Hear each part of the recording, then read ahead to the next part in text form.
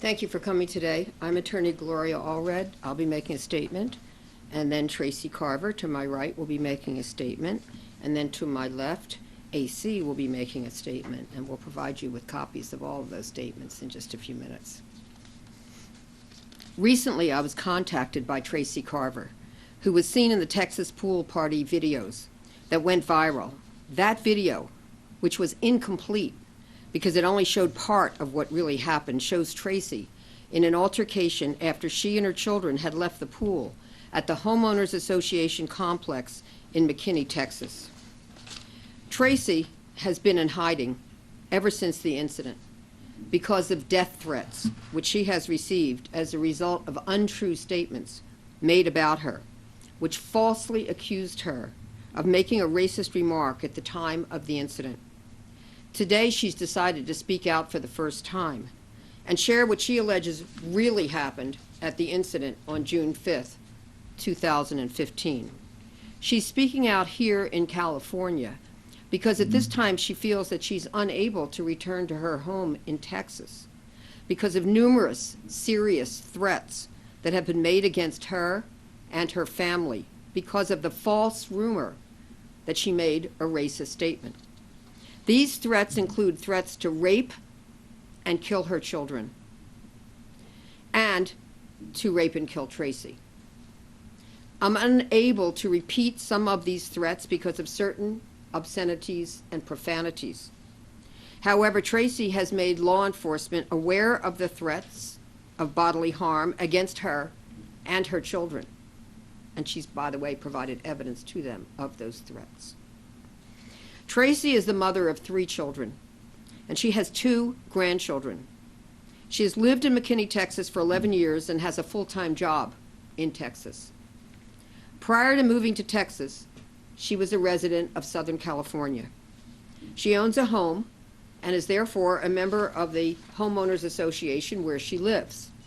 She resides in her home with her husband, her children, and Aaron Clark, also known as AC. AC, who is African American, has been her husband's best friend since college and is considered by her to be a member of the family. Tracey's mom called him son, and Tracey considers him her brother. He wanted to be here with us today to speak out about Tracey, whom he calls his sister. When he has spoken out previously about her, he has been called, quote, an Uncle Tom, end quote. But those who have called him names do not know Aaron and the relationship that he has with Tracey, her husband, and her children. He refuses to cower in the face of these unwarranted verbal attacks, and he will continue to stand up for what he considers to be his family, including Tracey, whom he has known for many years. I have been a civil rights lawyer for almost 4 decades, and have been involved in the civil rights movement for almost 50 years, fighting for racial and gender equality and equal rights for all minorities. I have agreed to support Tracey and her family because I'm very concerned that the movement for racial equality suffers a serious setback when innocent individuals are wrongly accused of making racist statements based on false rumors and find themselves and their children being threatened that they will be raped and murdered. Polarization of the races, rather than progress toward equality, is the result of false rumors. Lies must be stopped, especially in the case of Tracey Carver, who has lived her values of diversity and equality of opportunity through her deeds, not just her words. Tracey and her children need to be able to go home again and live, work, and go to school in safety. Those who have lied about Tracey owe her an apology, and it is long overdue for them to tell the truth about what really happened on June 5th, 2015 in McKinney, Texas. And now, Tracey will make a statement. You want to change places with me? Why don't you change places? Yeah, but then you're in front of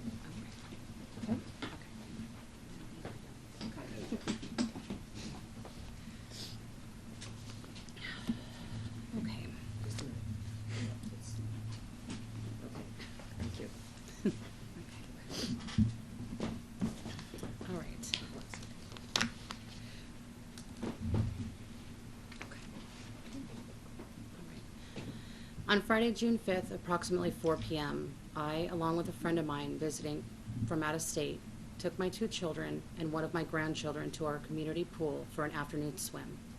We have been residents of Craig Ranch North and members of our homeowners association for approximately 11 years.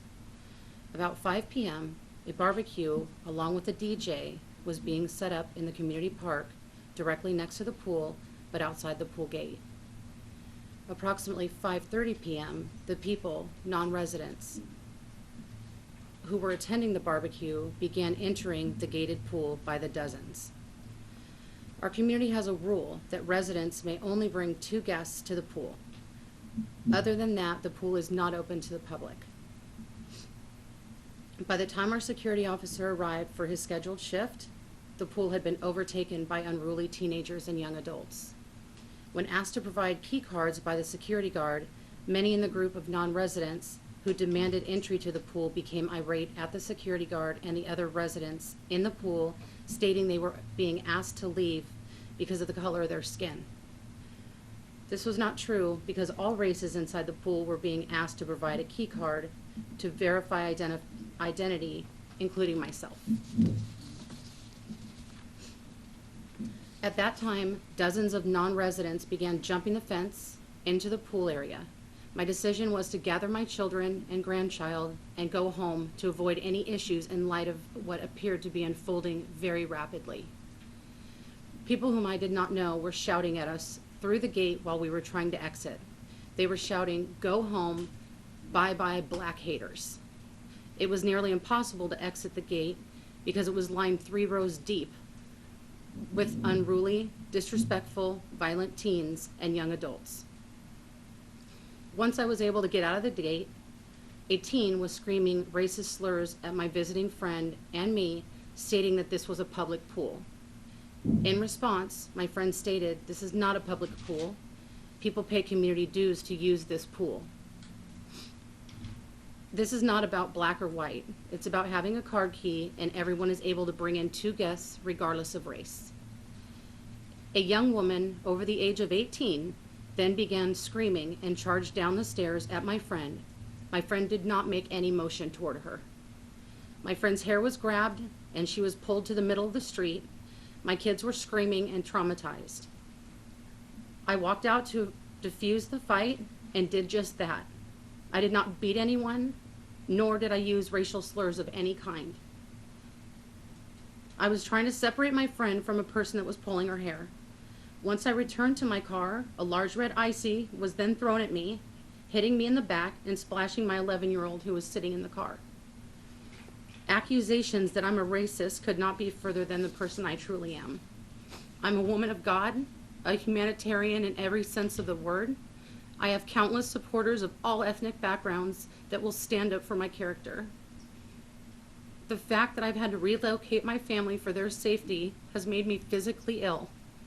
I have been targeted and forced to suffer unspeakable threats against myself, my innocent children and grandchildren, and other members of my family. I pray that something good comes from this and that people stop buying into the horrific lies that are spread via social media that are destroying lives by the moment. I have been employed for the past 17 years and managed many different people of all races and genders. They have all been treated equally with respect, loyalty, and encouragement. Countless African American friends and colleagues at work have reached out to me over the past week saying they would attest to exactly that. I want the truth to come out and the lies and threats to stop.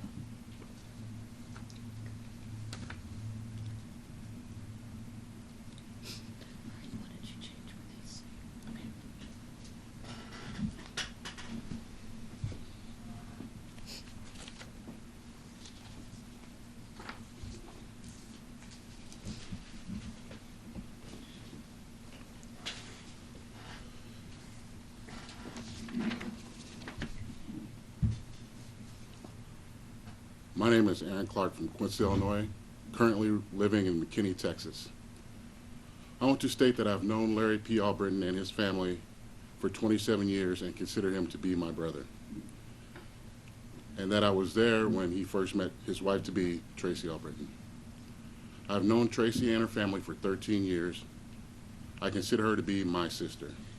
In fact, her kids call me Uncle AC, and her parents and his parents refer to me as son. While I was not at the incident that took place, I heard this story from Tracey. And because I know the type of character she has, I am positive that she didn't make any racist comments or start an altercation. I have known Tracey for 13 years and have lived off and on in her home for many years, and she is allowing me to stay at her home in Texas for the last 2 years. In the 13 years I've known her, she has never said a racist statement or even allowed anyone to make racist statements in my presence or in the presence of any of her many black friends or in the presence of persons of any race.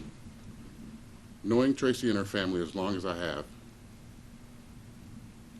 I know that she was raised to not be racist, and she is a person of very strong values and character. In closing, I want to say that Tracey is one of the most kind, beautiful people I have ever met or known. I'm saying that because I've known her and her family for so long.